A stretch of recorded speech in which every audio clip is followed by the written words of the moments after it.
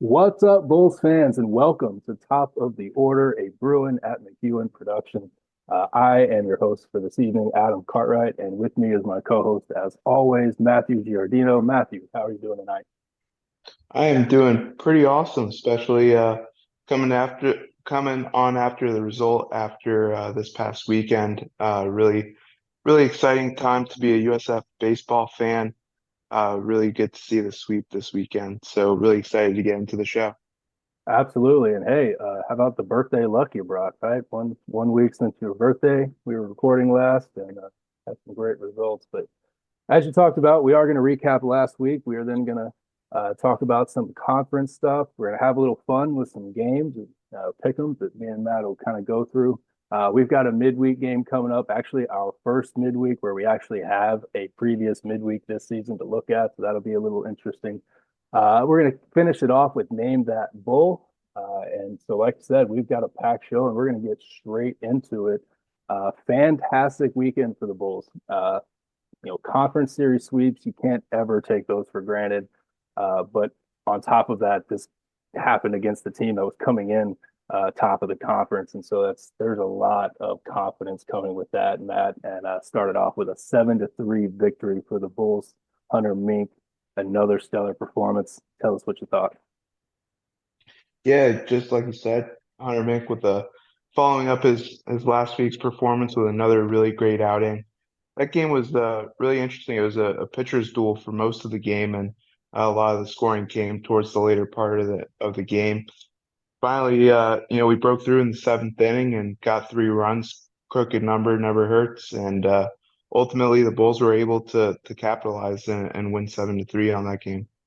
Absolutely. Like you said, Mink, 8 innings, 9 strikeouts, only allowed 3 runs, uh, and would just, did everything a Friday night starter needs to do to put your team not only in a position to win that game, but like Coach Mole talked about setting the tone for a series. He put his team in a great position to do well in the series, and we all saw how that worked out. On the hitting side, like you said, it did take a little bit to kind of break open, but since the second inning, Hunter was pitching with a lead, and so the offense was kind of staying in there until, like you said, they broke it open. Rosenblum with a big home run, extra base hits from Brutcher, Monkey, and Brodil. Uh, we talked about it last week. I think further solidified it this week. I think Brodil is going to be the left fielder that I don't think we're going to see um, him come out of there. We talked about what those implications can be. But again, a great night offensively, great night on the mound, just a great night overall. Don't think.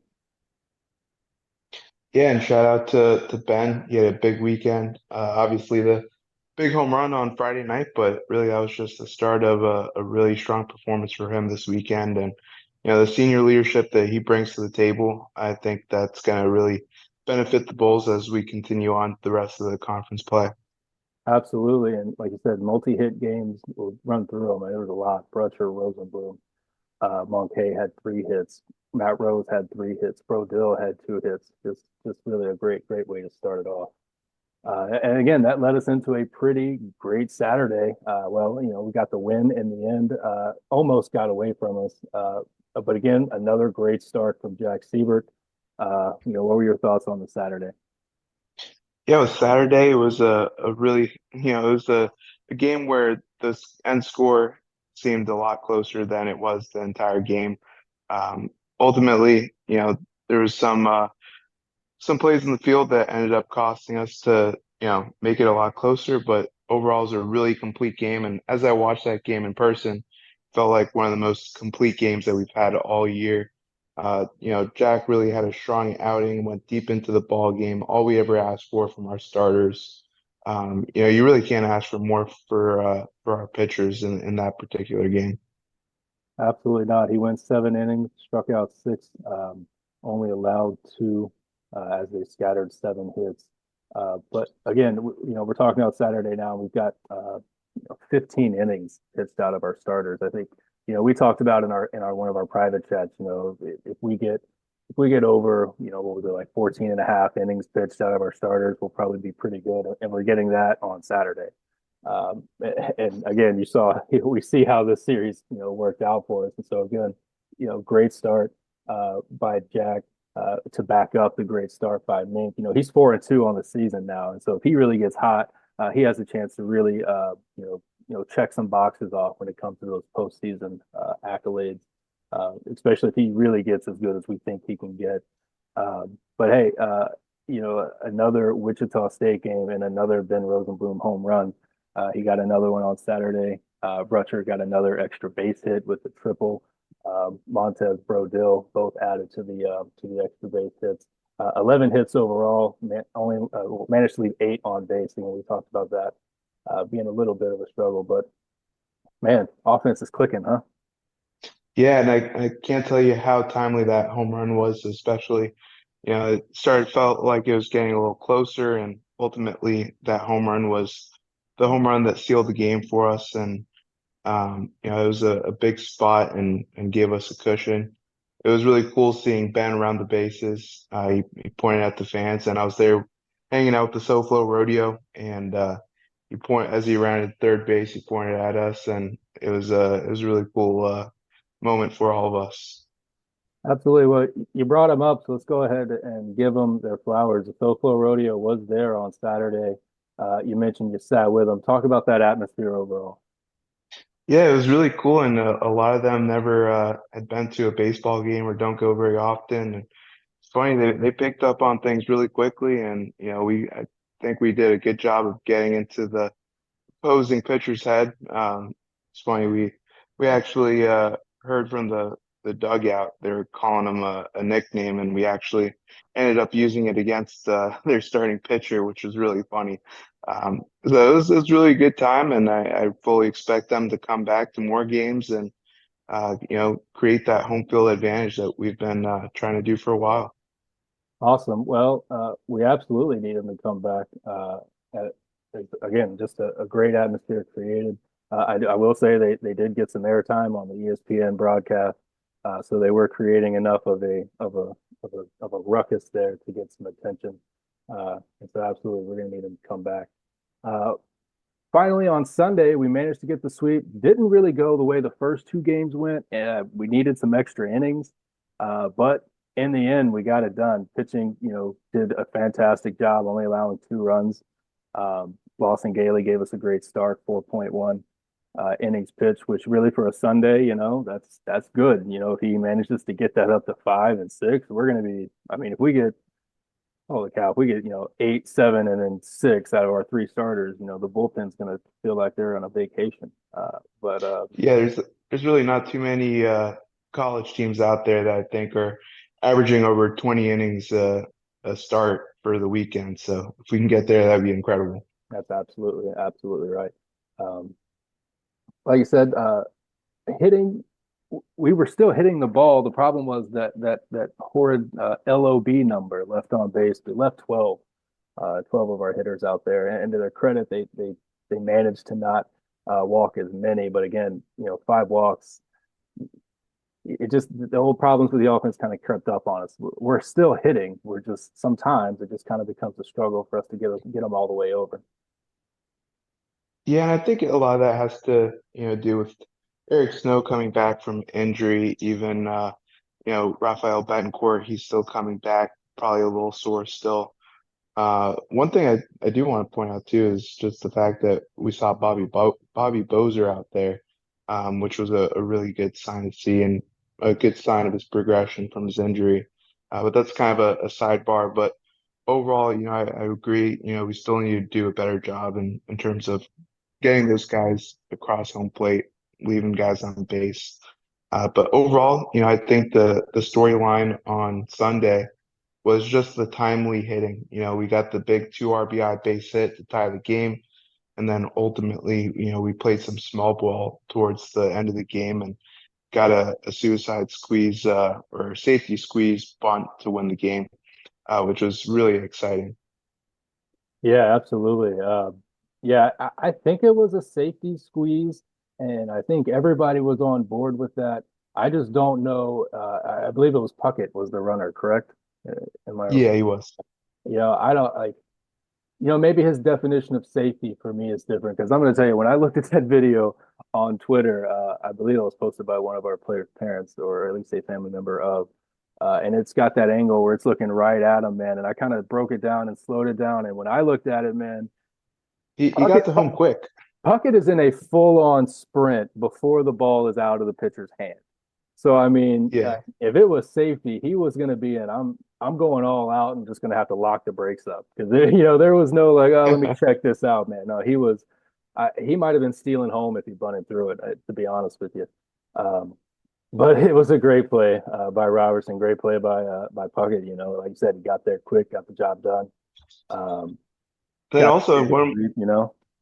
Yeah, and one other thing I want to point out too about the game on Sunday is Eric Snow. He dropped a little bit in the batting order, but he was able to collect 2 hits on Sunday, so that could be a potential thing to look out for, and seeing him making a comeback, especially now that he'll be in the lineup every day again. Absolutely, that's something every Bulls fan wants to see.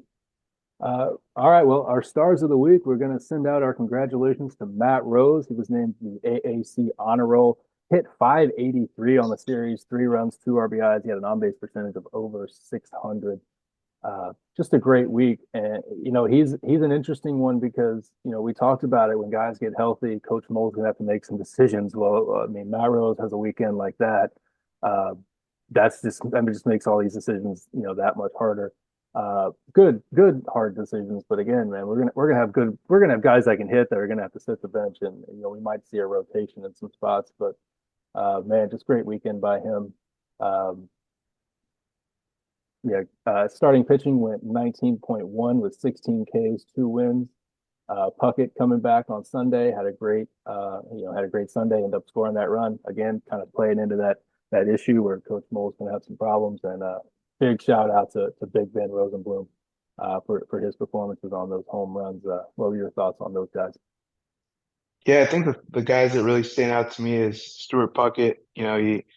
You got a little bit sick, especially I think it was last weekend, and then he got back into the lineup on Sunday, and he kind of just picked up exactly where he left off, scorching some balls out there, and scored the game-winning run. And then Ben, those 2 home runs, they were pretty much the difference in those games.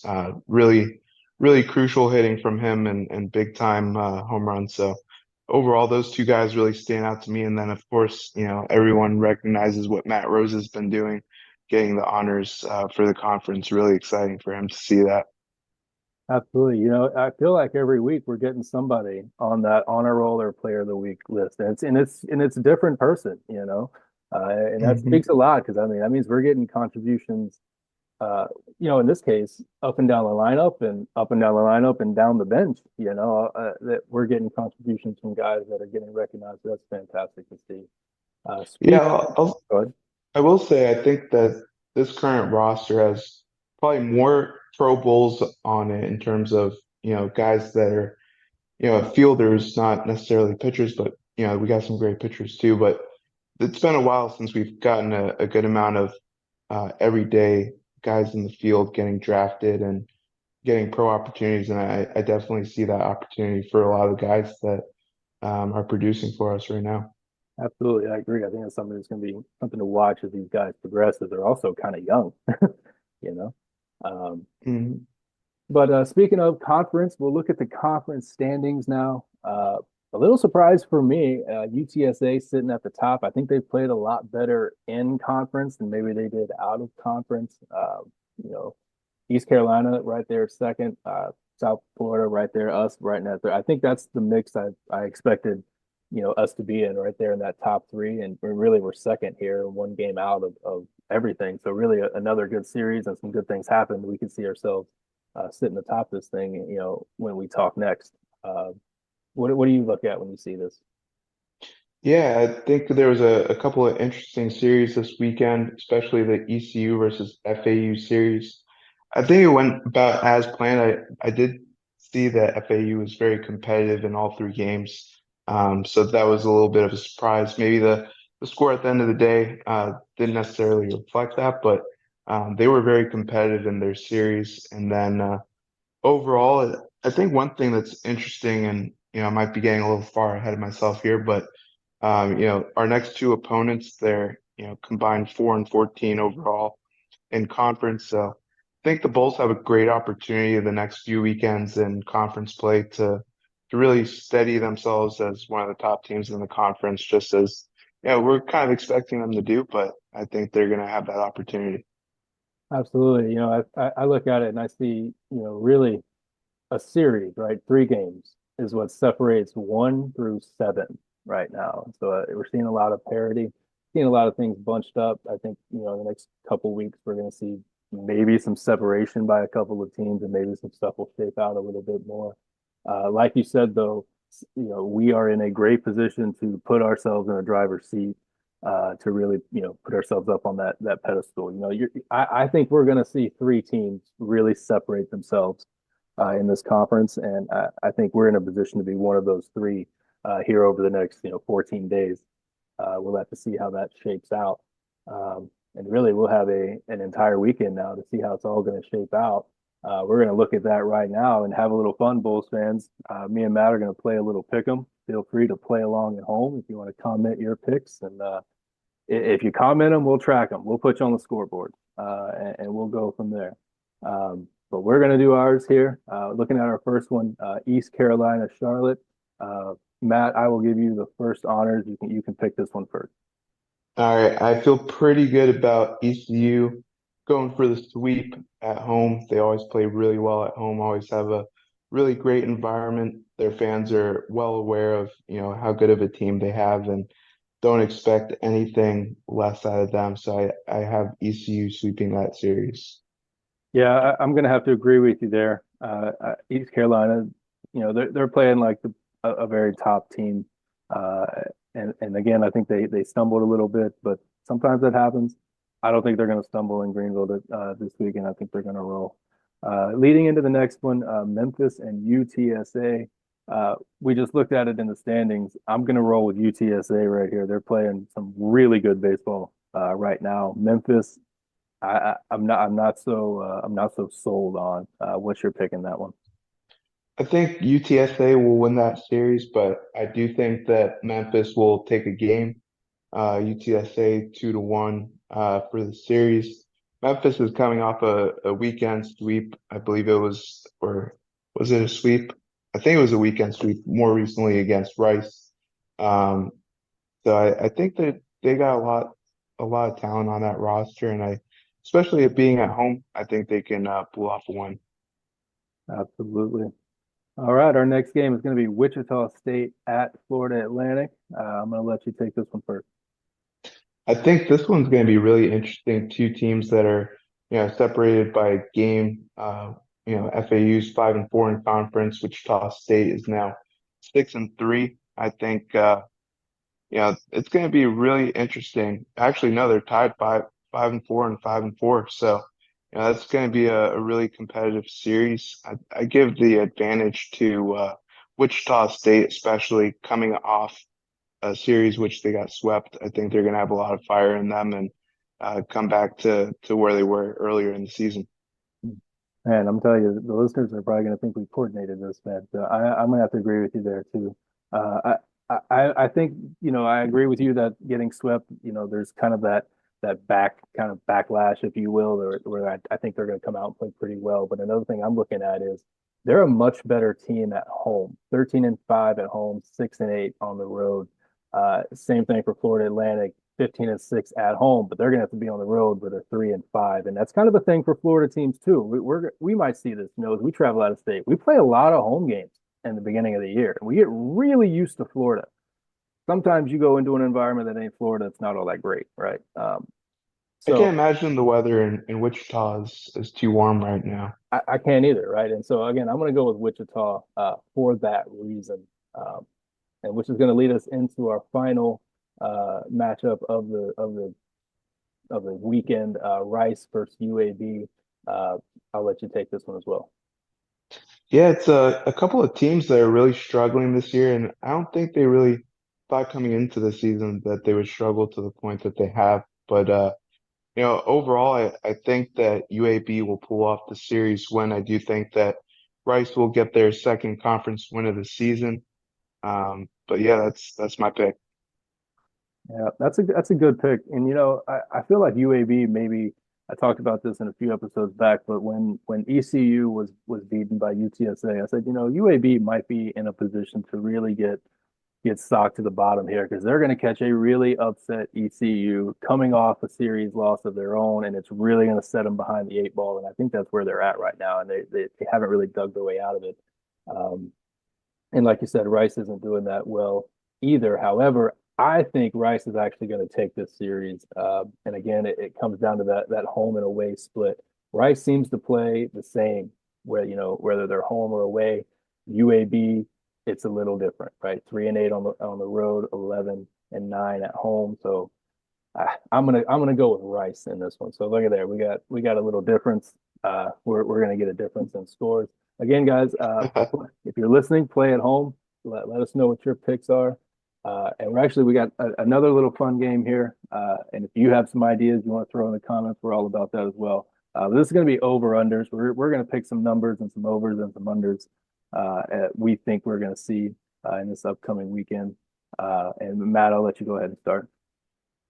So my over/under for the weekend is going to be Hunter Mink to record either over or under 6.5 strikeouts for his starts. He's consistently been getting around 6. Some starts he'll go under, sometimes he'll go over. In this case, I think that he's going to be going over 6.5. Yeah, that's a good one. I think you're onto something there as well. I'm going to look over on the other side. I'm going to hit the batting order. I think Drew Butcher is actually getting better somehow. But I think he's going to go over 3.5 hits on the series. I think he's going to get more than one per game. He had 2 multi-hit games over the last weekend series. I think what you saw from him maybe a few series back, maybe had some bad strikeouts. I think you saw him maybe fall too into the patience kind of wall there. Maybe he was getting too patient. I think you saw over this past weekend, he said, no, I'm going to go back to doing what I do well, which is also swing this bat. So you didn't see any walks this weekend, but you did see a lot of hits. You did see him, he's seeing the ball well. So I think that's going to carry over. I think he's going to be aggressive in times here. And it's funny you mentioned that too, because I believe it was the Sunday game. He was coming into his last at bat 0 for 4, and I told Mark, I was like, there's no way a player like Drew is about to go 0 and 5 right here. So sure enough, he gets the game tying hit, and now it was exactly Drew Butcher. Yep, absolutely. Well, we do have a midweek game coming up against Bethune-Cookman. We are gonna move a little quick, but we do have a matchup to look at. It was a 6-5 victory for the Bulls. We had to pull it out in the ninth. We'll look real quick at this box score. I'll tell you what I remember is we had a lot of stolen bases. Ben with 3, Monkey with 1, Puckett with 1, Snow with 1. So again, we were running on them all night. We were also hitting the ball well. What did you think? Yeah, so the thing I remember is it was a really close game, and typically for those types of games, playing maybe low major schools, you don't typically expect to sweat them out as much as we did in that game. But yeah, there was a couple of good performances out there from guys that are still in the lineup right now. Drew Butcher, he had a couple of base hits, and Ben had a couple of base hits as well. Yeah, I thought it was a really, really interesting game, and I'm looking forward to the matchup, the rematchup actually. Absolutely. And we're going to hope we get to see our old buddy Dylan Vega, as we didn't get to see him in the first matchup. Maybe we'll get to see him this time. Definitely going to hope we get a big win in the midweek to lead us into our 2-lane series. Well, I'm going to have to move us into Name That Bull. If you were following along last week, our answer was James Rowe, who is our current defensive pass game coordinator and safeties coach. So that was good. He again moved into the football side of things, actually played baseball for the Bulls, and that was fantastic. For this week, the clue is going to come from me. I will do this now. Again, 3 clues. And here's the first one. He graduated magna cum laude with a degree in biomedical sciences. While doing that, he made 162 starts for the Bulls in the outfield with a career average of 291 and made 7 appearances on the mound with a career ERA of 2.284 or 2.84. Sorry. Third clue, he was selected by the Minnesota Twins out of Bishop Moore High School before choosing to attend USF. We will ask you, Bulls fans, who is this Bull? And again, let us know in the comments. Well, that is going to lead us into the wrap up of the show. Again, guys, we'll see you at the Red Tuesday night or tonight, depending on when you're listening to this, for our midweek matchup with Bethune-Cookman. Bulls are on the road in New Orleans to take on Tulane. Catch us on Friday or Thursday night or Friday with Thirsty Thursdays, as Mark and John will give you everything you need to know about that. Before we head out, Matt, do you have any final notes? Looking for the Bulls to continue the overall complete game that they finished this past weekend. I think every facet of the game is starting to come around, and I think there's a lot of opportunity to continue that this upcoming week. Absolutely, absolutely. Well, it has been a blast, Bulls fans, this week, as it always is. And for Matt and myself, we just want to thank you guys for listening. Thank you guys for supporting the Bulls. And again, we'll see you at the Red this weekend. And we'll catch us on ESPN Plus for this weekend series. All right, go Bulls. Go Bulls.